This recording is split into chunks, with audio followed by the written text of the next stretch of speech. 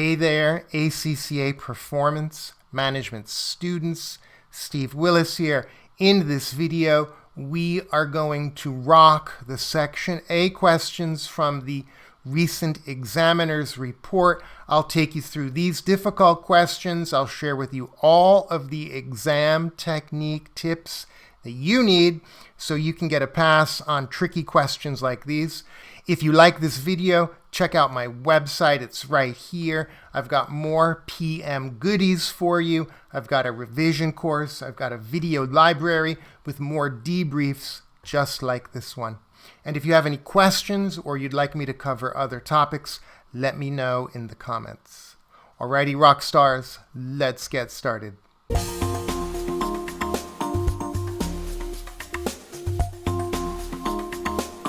I've got the Section A questions from the Examiner's report open here on my screen. Let's do example 1 together. Why don't you pause the video, try it on your own, and then we'll go through it together.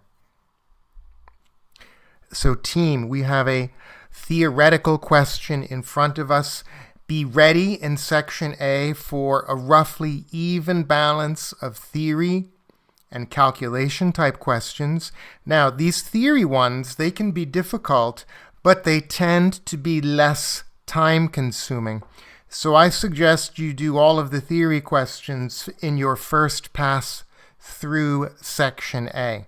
Let's check out this one. First thing we always do with any question is read the question's stem, the task, and they're asking us about controls.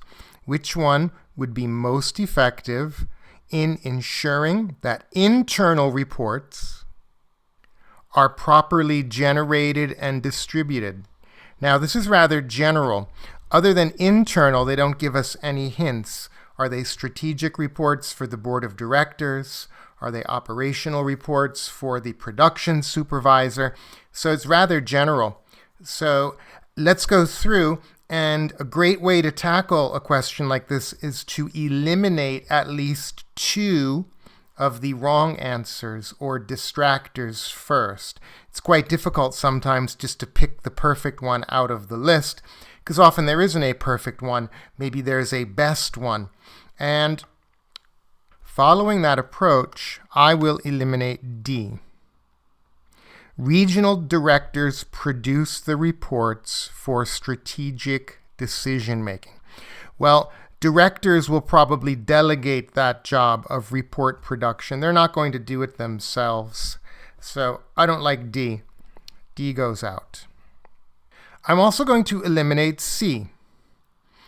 Reports produced and distributed on a weekly basis. I don't like weekly basis. They're locking us in to the frequency of the reports. The frequency depends on who the user is. The directors will have reports less frequently, maybe for monthly meetings, whereas, a supervisor will have a report more frequently, weekly, maybe even daily in some cases. So C and D are out.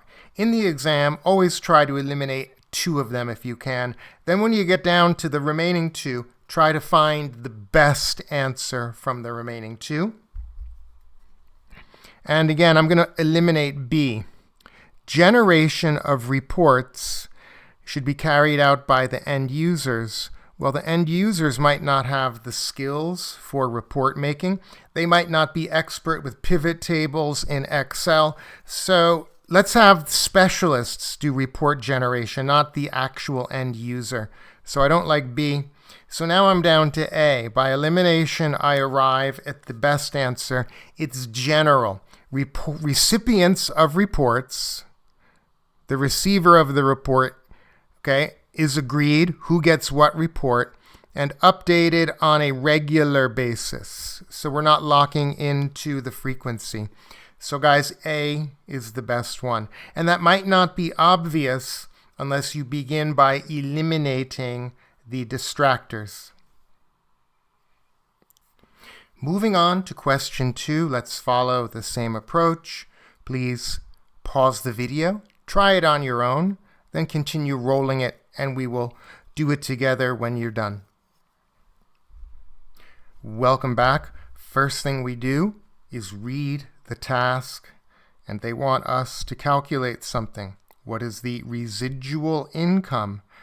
So now we need to know our ratios and our metrics, our performance management metrics. So what I'm going to do, before I do anything else, let me recall the formula for residual income on scratch paper. So that would be OP for operating profit. I'll abbreviate things so it fits on this screen. It's also section A, so no one will see our scratch paper. So you can abbreviate however you wish. From our operating profit, we're going to subtract our capital employed multiplied by the cost of capital, also called imputed interest, sometimes called the hurdle, something you need to jump over. And then we're left with residual income, or you could think of it as residual profit. So we earn this operating profit, and then this is the minimum required profit from the providers of capital. Did we beat their minimum requirement? That's what residual income is telling us. Now, got to keep reading. We've got the template down. Earned by the specific division for the last year. And this is a fill in the blank, so we got to be very careful with our rounding and making sure that we work to the precision that they ask for. Now, let's check the details. The following info has been provided for the last year. That matches. If they had given us monthly, we'd need to multiply by 12. That's a complication you could see. You could also see controllable profit as a complication. But let's now read further. So, do we have some data? We do. Do we have a sales revenue? Yes, we do. Don't need that directly. Do we have an operating profit? Yes, we do. And they tell us it's pre-tax, but operating profit is pre-tax without any other complications. So they give us the operating profit. Maybe that's what I want. I'm liking that. Then they give me our tax charge. So one complication, what they could have done, they could have given us a profit here. Then we would have added back the tax to get to the operating profit, but they didn't do that. And then we have an average capital employed. Remember, there's no accounting standard about residual income. Sometimes they give you average, sometimes they give you closing. You're going to use what they give you. And in section C, if you had to make a judgment call, average would be a good way to do it. But we're not in section C, so we use what they give us. So it looks like I've got an operating profit there. Looks like I've got a capital employed. All that's left is a cost of capital. Now let's read further. 11,700 of the average capital employed relates to non-current assets. Well, that is 100% a distractor. We want the whole capital employed. Part of the capital employed would be for non-current assets. The remaining part of the capital employed would be the investment in working capital. Let's go on a quick side quest now. I think it would be good to illustrate that. So let me get a little more space on this PDF. If we look at a balance sheet, we've got the non-current assets plus the company's current assets equal to equity plus non-current liabilities plus current liabilities. Team, that makes sense, doesn't it? Assets equals equity plus liabilities. If we take that off of there, then we have this. NCA plus CA minus CL equals equity plus non-current liabilities or long-term debt. So guys, when we get rid of the current liabilities, we have now isolated that is simply capital employed, abbreviated for our purposes CE. CE is then equal to non-current assets plus the investment in working capital, the part that's not covered by the overdraft and our debts to suppliers, our payables. Okay, we could abbreviate that working capital, couldn't we? Working capital. Now guys, another way to look at it could be this then.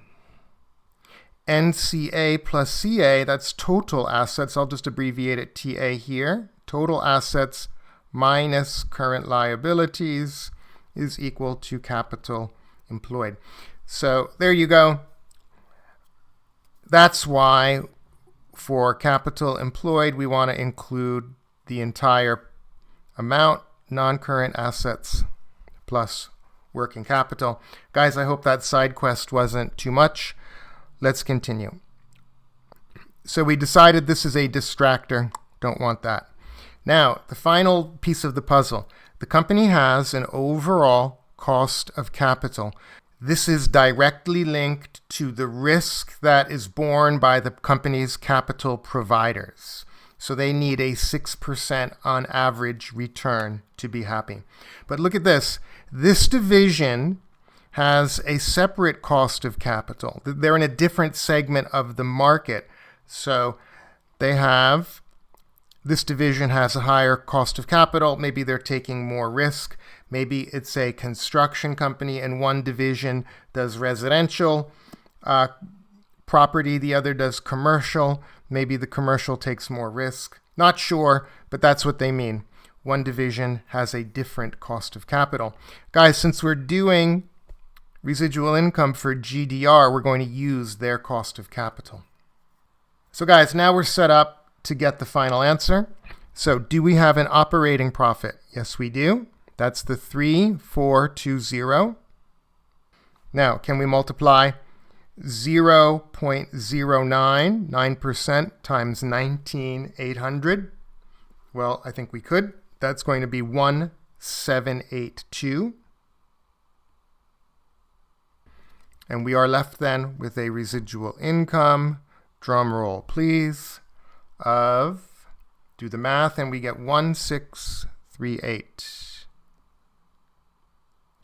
Okay, so that would be the correct answer to plug into that fill in the blank box. There you have it, example 2, with a deep dive into capital employed.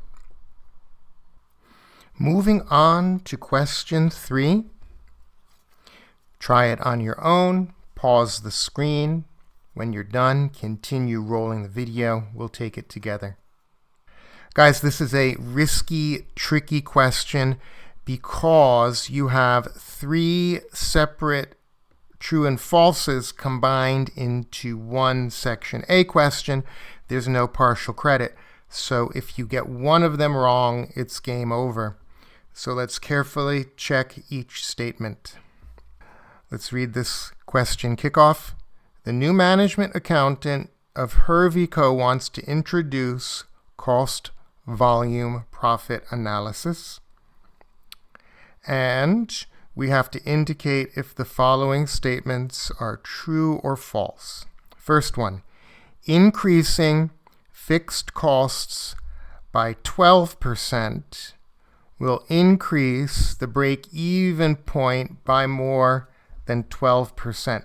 Guys, I'm nervous in the exam. I'm just going to do a brute force, a sanity check on scratch paper.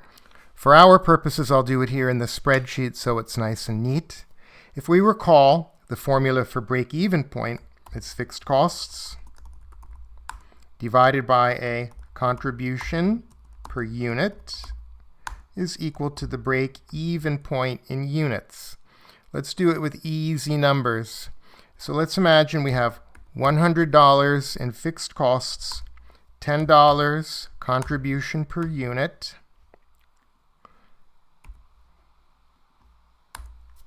The break-even point is 10 units. Okay, so fixed costs divided by contribution per unit. And just to recap, contribution per unit, that would be the selling price minus the variable costs per unit. All the variable costs, production, non-production. Now, if this goes up by 12%, let's just copy it here. And I'll just put this to 100 times 1.12 would be this, isn't it? And look, the break-even point went up by the same percentage. So what if it went up by 10%? It would be 110. And the break-even point went up by 10%. So guys, first statement is false because the break-even point does not go up by more than 12%. It goes up by the same percentage change. False.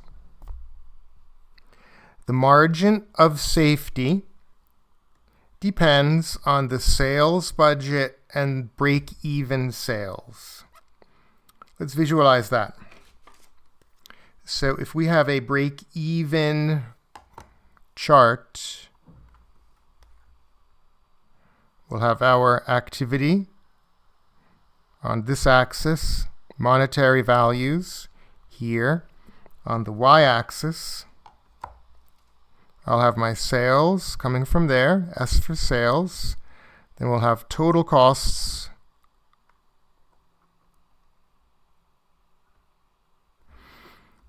Right, we've got fixed costs there, and then some slight gradient as the variable costs. So to review, right, break-even point is here, isn't it? When we are at profit of 0, when our total costs equals our revenue. Now, if we put our budgeted sales, let's assume we're going for this level of sales. Look at this, we're in the profit, aren't we here? We're in profit now. And the margin of safety would be the difference between the planned or budgeted and the break-even point. That is margin of safety. How much can our activity drop before we hit the break-even point? So I like that one. That's true. Last one. Changes in the contribution to sales ratio will be proportional to changes in the selling price. Let's test that one. It's the exam. I don't want to think about it. I just want to test it and get to the bottom of it. So guys, how do we make a CS ratio? Well, we need a price. Let's say $10. We need a variable cost per unit. Let's say $6. Now we have a contribution per unit equals that one minus the variable cost, CS ratio, 40% equals contribution divided by the price. Okay. So if we put the price up by 10%, it will go to 11, won't it? So team, the change in the CS ratio is not moving 1-to-1 with the change in the price. Let's try it again. If we put it up 20%, look at that. It goes up quite a bit. Now, let's see what happens if we drop the selling price by 10%. If we drop the selling price by 10%, it would go to 9, wouldn't it? Then I would expect the CS ratio to drop by 0.04, so it should be 0.36 if it's following the same ratio. Look, it dropped by more. So just to prove that, right, that's equal to this one over this one. Look at that, 83, and that's 0.9. So the CS ratio dropped by a greater percentage. So guys, let's go back. Changes in the CS ratio will be proportional to a change in the selling price. Answer is false. So that's the correct combination of answers. False, true, false. A tricky and time-consuming question, number 3. Here's our next question, example number 4. Let's follow the same approach. Pause the video, try it on your own, roll it when you are ready to debrief. Welcome back. Let's begin by reading the task. Assuming that we cannot change the production costs or the selling price, interesting, which of the following actions would improve the throughput accounting ratio of the product? So on scratch paper, I'm immediately going to sketch this out. So if we remember, throughput accounting ratio, it's equal to throughput contribution per hour on the bottleneck resource divided by other factory costs per hour, often the total hours of that bottleneck resource in some time period. We could do the total costs for a year divided by the total hours in that year. So quite interesting question. Let's break it down further. Throughput contribution is equal to the price minus direct materials. That would be then divided by the hours per unit on the bottleneck. And then we would have other factory costs. That would be the overheads plus the labor. Overheads plus labor divided by some total hours. Now that we have the formula in front of us, let's go back to the task again. What are they telling us that we cannot change? Well, we can't change costs or the price, right? So we can't change this. Which of the following actions would improve the throughput accounting ratio? Well, in order to improve the throughput accounting ratio, the numerator has to get bigger, or the denominator has to get smaller. Let's read the rest of the story and see what other clues are here. So right now we have a company. They produce a single product that passes through 4 production stages. The demand of the product is 220 units per month. The company uses throughput accounting. So our objective is to find and then improve the bottleneck so we can sell more, so we can make more. If we produce more, we can sell more, generate more cash. And we've identified the following: monthly machine usage and capacity in each of the 4 stages. So I see what's happening right now. One of the stages is the bottleneck. And if we can improve the efficiency of the stage that's the bottleneck, guys, we're going to get more bottleneck hours. So if we get more bottleneck hours, the denominator goes down. Because imagine, look at this. Imagine it's 10 divided by 1, right? That's equal to 10. If we get more hours, 10 divided by 2, it becomes 5. So the throughput accounting ratio would go up. So team, let's do this. We've got the capacity in hours for the machine in each stage. Then we've got the time per minute. So let's see how many units each stage could do, and then the stage that does the fewest units would be the bottleneck. That's the one that we want to improve. Now, to save a little bit of time, I'm just going to copy paste this back into my handy dandy spreadsheet. In your real exam, you might just do it on scratch paper with the calculator, or you could actually put those numbers on scratch paper and then go forward into section C and borrow a spreadsheet. So team, I've got a spreadsheet open, and let's do the capacity first. I'll reproduce that. 120, 96, 64, and then 180. And then we will get the units per hour. So all I'm going to do is divide 36 by 60. And that's going to give me how many units we can do in an hour. I'll do the same thing for the rest of them. 45 divided by 60.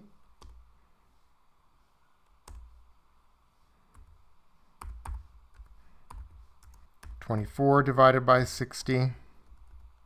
And there we go.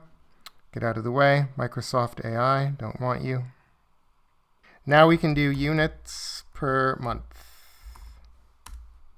And that would be equal to the capacity divided by the time. Now it's crystal clear. Stage 2 is the bottleneck resource because we can produce the fewest number of units at stage 2. So guys, if we improve stage 2, we could make more units. We would have more bottleneck hours. So ladies and gents, stage 2 is the correct answer. Increase the machine capacity for stage 2. Ladies and gentlemen, I hope you found this video useful. If you'd like more help on ACCA PM, check out my website. I can hook you up with a revision course and a video library. Good luck on your upcoming exam.